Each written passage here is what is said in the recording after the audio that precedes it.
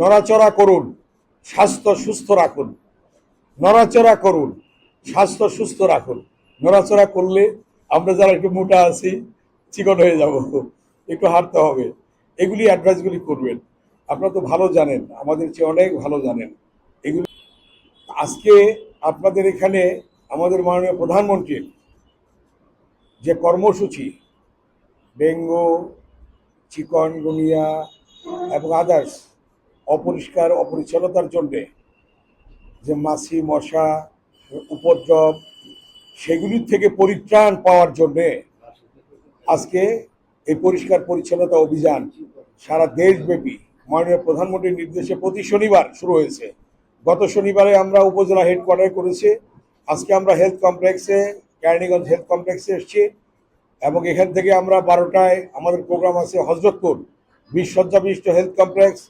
এরপরে আছে আমাদের সাভারের আমিনবাজারে, ওখানে 2টার সময় আমরা সেখানে যাব। কমিউনিটি ক্লিনিক আছে। সব কিছু মিলিয়ে আমরা জনগণের সেবার জন্যই এটা করা হয়েছে।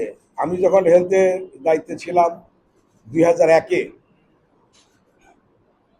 তখন এটা ছিল 32 শয্যা, হ্যাঁ 31 শয্যা, সরি। এবং এটাকে উন্নীত করে আমরা 50 শয্যা বিশিষ্ট হসপিটাল করেছি, কিন্তু জনবল বোধহয় এখনো 50 শয্যার নিয়োগ হয় নাই এই 17 বছরে। যাই হোক, এটা হওয়া উচিত। ডেপুটি সিভিল সার্জন সাহেব আছেন, আপনি দ্রুত, আমি একটা রিপোর্ট দিয়েছি, সিভিল সার্জন সাহেব দিয়েছেন। আমি স্বাস্থ্যমন্ত্রী মহোদয়ের সাথে কথা বলেছি, উনি বলেছেন যে কি কি নাই এগুলি সহ একটা ওনাকে ব্রিফ করার জন্যে, সেটা আমি ওনাকে দিয়ে দেব। আমি পেয়েছি কি কি নাই জনবল এখানে হজরতপুরে এবং আমিনবাজারে। তো সেগুলির ব্যাপারে আমরা পদক্ষেপ নেব ইনশাল্লাহ আস্তে আস্তে। আপনারা জানেন কি পর্যায়ে কি অবস্থায় ছিল আর এখন কি অবস্থা। তো এগুলি দিকে আমাদের খেয়াল রাখতে হবে। আর সেবাটা নিশ্চিত করতে হবে। যার যখন ডিউটি, রোস্টামে যার যখন ডিউটি থাকে, যেমন আমি যখন ছিলাম হেলথের স্টেট মিনিস্টার হিসেবে, আমি বাংলাদেশের বিভিন্ন হসপিটালে গিয়েছি, দেখেছি সেই আগের অবস্থা।